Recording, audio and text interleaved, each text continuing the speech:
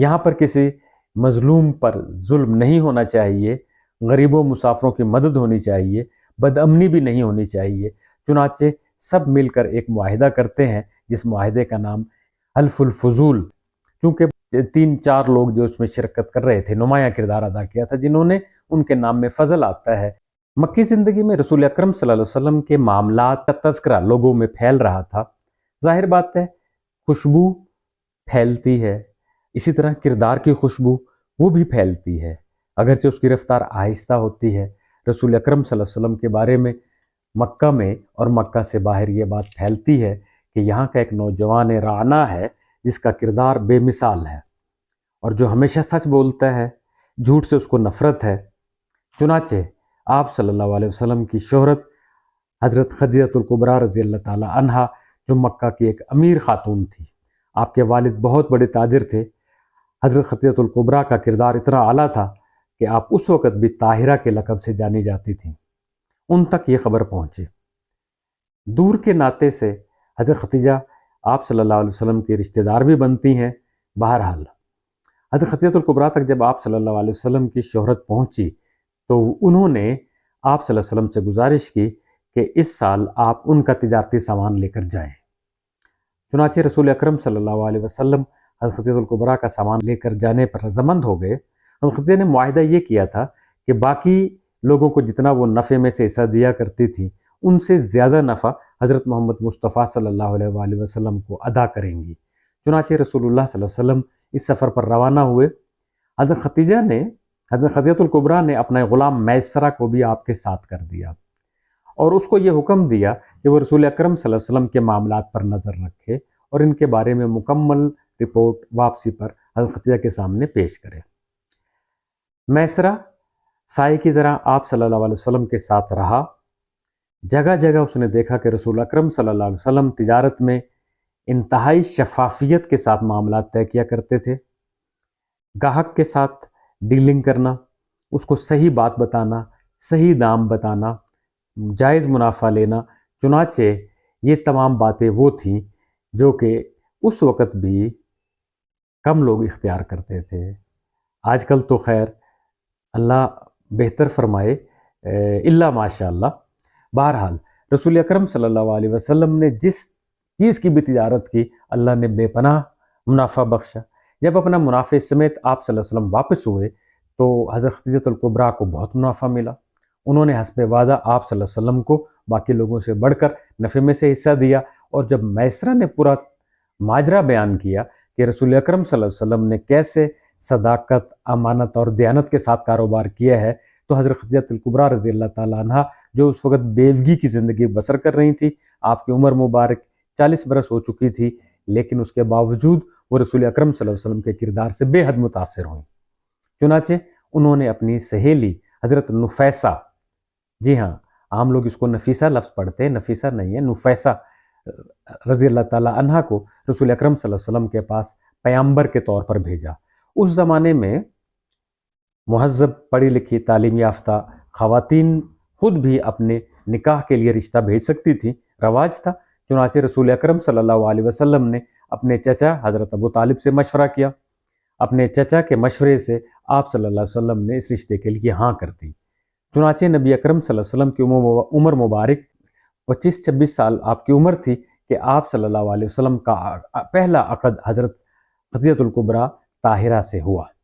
حضرت ابو طالب نے آپ صلی اللہ علیہ وسلم کے سرپرست کی حیثیت سے خطبہ نکاح پڑھایا تو ورقہ بن نوفل، جو حضرت خدیجہ رضی اللہ تعالیٰ عنہ کے وکیل تھے، انہوں نے بھی خطبہ پڑھا اور تقریباً 500 درہم حق مہر میں رسول اکرم صلی اللہ علیہ وسلم کا نکاح حضرت خدیجہ الکبریٰ سے ہو گیا۔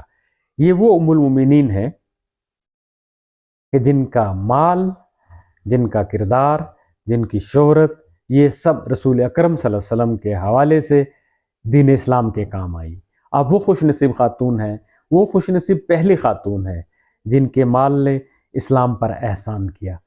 چنانچہ رسول اکرم صلی اللہ علیہ وسلم کو اللہ تعالیٰ نے معاشی حالات سے تو بالکل ہی آزاد فرما دیا۔ رسول اکرم صلی اللہ علیہ وسلم کی تمام اولاد سوائے حضرت ابراہیم کے حضرت خدیجہ الکبریٰ کے بطن سے ہوئی۔ حضرت خدیجہ الکبریٰ رضی اللہ تعالیٰ عنہ کے بطن سے آپ کی پہلی اولاد حضرت قاسم پیدا ہوئے، اس کے بعد 4 صاحبزادیاں، حضرت زینب، حضرت ام کلثوم، حضرت رقیہ، حضرت فاطمہ الزہرا رضی اللہ تعالی عنہا، اور صاحبزادہ طیب، عبداللہ بھی ان کا نام آتا ہے۔ یہ اللہ تعالیٰ نے، یہ 6 اولادیں رسول اکرم صلی اللہ علیہ وسلم کو اللہ تعالیٰ نے دیں، جو حضرت خدیجہ الکبریٰ کے بطن سے تھی۔ چنانچہ رسول اکرم صلی اللہ علیہ وسلم آپ صلی اللہ علیہ وسلم کی کنیت ابو القاسم آپ کے صاحبزادے حضرت قاسم کے نام کی وجہ سے پڑھی۔ ناظرین، رسول اکرم صلی اللہ علیہ وسلم کا مزاج ایسا تھا کہ اللہ تعالیٰ نے آپ کے مزاج میں عجیب کشش پیدا کی ہوئی تھی۔ جو شخص بھی ایک بار آپ سے ملتا، آپ صلی اللہ علیہ وسلم کا گرویدہ ہو کر رہ جاتا۔ چنانچہ عرب کے ماحول میں، مکہ کے ماحول میں رسول اکرم صلی اللہ علیہ وسلم کی شہرت جا بجا پھیلتی جا رہی تھی۔ آپ صلی اللہ علیہ وسلم کی اسی شہرت کی وجہ سے لوگ آپ کو صادق اور امین کے لقب سے پکارنے لگے۔ آپ صلی اللہ علیہ وسلم کبھی بھی کسی کے ساتھ بھی کوئی جھوٹی بات نہ کہتے، دوسرا بندہ اپنی بات کہہ کے بھول جاتا، آپ صلی اللہ علیہ وسلم وعدے کے پکے اور سچے ہوتے، جو بات کہتے 100% اس پر عمل کرتے۔ آپ صلی اللہ علیہ وسلم امانت دار اس حد تک تھے کہ ہجرت کی رات مکہ کے لوگ جو آپ کے قتل کے در پہ ہیں، ان کی امانتیں بھی حضرت علی کے حوالے کر کے خود ہجرت کرتے ہیں کہ علی صبح یہ امانتیں اہل مکہ کے حوالے کر کے آنا۔ اللہ اکبر۔ رسول اکرم صلی اللہ علیہ وسلم کی صرف انہی 2 صفات کو مد نظر رکھ کر آج ہم اپنا جائزہ لیں کہ ہم اپنے معاملات میں کس حد تک سچے ہیں اور کس حد تک امانت کا خیال رکھتے ہیں۔ نبی اکرم صلی اللہ علیہ وسلم کی عمر مبارک جب 35 برس ہوئی تو اس سال ایسا ہوا کہ سیلاب آیا اور مکہ مکرمہ میں خانہ کعبہ کی عمارت جو ہے وہ ذرا نشیب میں واقع ہے۔ چنانچہ اس وجہ سے خانہ کعبہ کی عمارت کو نقصان پہنچا تو قریش نے فیصلہ کیا کہ اس کی تعمیر نو کی جائے۔ اس بات پر اختلاف ہو گیا کہ اس عمارت کو گرانا کہیں اللہ کی ناراضگی کا باعث نہ بن جائے۔ چنانچہ اس کو بہرحال پھر یہ فیصلہ کیا گیا کہ نہیں، اس کو عمارت کو ہم گرا نہیں رہے ہیں، اس کا نیت ہماری یہ ہے کہ اس کو نئے سرے سے تعمیر کیا جائے اور عمدہ اور مضبوط بنایا جائے، اس لیے یہ کام کرنا جائز ہوگا۔ چنانچہ عمارت کو گرایا گیا اور حضرت ابراہیم علیہ السلام کے زمانے میں جو بنیادیں بنائی گئی تھی وہاں تک اس کو گرا کے نئے سرے سے عمارت کو کھڑا کیا گیا۔ جب عمارت کی تعمیر جاری تھی، رسول اکرم صلی اللہ علیہ وسلم خود اس تعمیر میں حصہ لیا کرتے تھے۔ اپنے مبارک شانوں پہ آپ صلی اللہ علیہ وسلم پتھر اٹھا کر لایا کرتے تھے اور آپ صلی اللہ علیہ وسلم اس کی تعمیر میں باقاعدہ حصہ لیا ہوا تھا آپ صلی اللہ علیہ وسلم نے۔ جب حجر اسود کو نصب کرنے کا موقع آیا تو عرب کے لیے یہ بہت شرف کی بات تھی۔ ہر قبیلہ یہ شرف حاصل کرنا چاہتا تھا کہ حجر اسود کو اس نے نصب کیا ہے۔ چنانچہ معاملہ اس حد تک بڑھا کہ تلواریں نکل آئیں، 4 دن تک اختلاف ہوتا رہا، حتیٰ کہ ایک دن ایک معمر قریشی نے یہ تجویز رکھی کہ ایسا کرتے ہیں، کل صبح جو سب سے پہلے حرم کعبہ میں آئے اس کو ہم یہ سعادت بخشیں گے۔ سارے قبیلوں نے اس پر اتفاق کیا۔ اگلے دن صبح سویرے جب قریش کے قبائل داخل ہوئے خانہ کعبہ میں، حرم کعبہ میں، تو وہاں دیکھا محمد صلی اللہ علیہ وسلم سب سے پہلے موجود تھے۔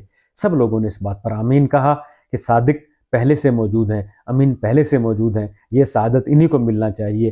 لیکن قربان جائیے نبی اکرم صلی اللہ علیہ وسلم کی سخاوت پر، آپ صلی اللہ علیہ وسلم کے بڑے دل پر، آپ صلی اللہ علیہ وسلم چاہتے تو یہ سعادت تنہا حاصل کر سکتے تھے، لیکن آپ نے تو پوری امت کو جوڑنا تھا، پورے انسانوں کو جوڑنا تھا، محبت پیدا کرنی تھی۔ چنانچہ آپ صلی اللہ علیہ وسلم نے ایک چادر منگوائی، چادر کے اوپر حجر اسود کو رکھا گیا اور سب قبیلے والوں سے کہا کہ سارے قبیلوں کے سردار اس چادر کو اٹھا کر اس مقام تک لائیں جس مقام پر نبی اکرم صلی اللہ علیہ وسلم نے حجر اسود کو نصب کرنا تھا۔ چنانچہ اس شرف میں سارے قبائل شامل ہو گئے، سارا مکہ شامل ہو گیا۔ آپ صلی اللہ علیہ وسلم نے حجر اسود کو اپنے دست مبارک سے مقررہ جگہ پر رکھا۔ اس طرح کعبہ کی تعمیر مکمل ہوئی اور عرب ایک بہت بڑی اور جنگ سے بچ گئے۔ اس کے بعد کا زمانہ 4 سال کا ہے۔ اس 4 سال کے زمانے میں، 4-5 سال کے زمانے میں نبی اکرم صلی اللہ علیہ وسلم سوچ و بچار میں مبتلا رہتے۔ مکہ سے باہر غار حرا میں تشریف لے جاتے۔ حضرت خدیجہ الکبریٰ رضی اللہ تعالیٰ عنہ آپ صلی اللہ علیہ وسلم کے لیے کچھ دنوں کا کھانا ساتھ مان دیتی۔ آپ صلی اللہ علیہ وسلم وہاں پر غور و فکر میں، توجہ اللہ میں، حضرت محمد صلی اللہ علیہ وسلم غار حرا میں اللہ تعالیٰ کی مخلوق، اللہ تعالیٰ کے بارے میں غور و فکر میں، عبادت الہیہ میں مصروف رہتے، حتیٰ کہ آخری 6 مہینے، یعنی جب آپ کی عمر مبارک 39 سال 6 ماہ ہوئی تو آپ صلی اللہ علیہ وسلم کو سچے خواب نظر آنے لگے۔ آپ رات کو جو کچھ دیکھتے صبح وہ ویسے ہی نمودار ہوتا۔ چنانچہ یہ آغاز تھا نبوت ملنے کا، آسمان سے وحی کا سلسلہ شروع ہونے کا۔ انشاءاللہ آئندہ ویڈیو میں اسی کے بارے میں بات کریں گے، آپ صلی اللہ علیہ وسلم پر حضرت جبرائیل علیہ السلام کیسے اللہ کا کلام لے کر آئے، یہ مکمل تفصیل انشاءاللہ نیکسٹ ویڈیو میں دیکھیں گے۔ اللہ حافظ۔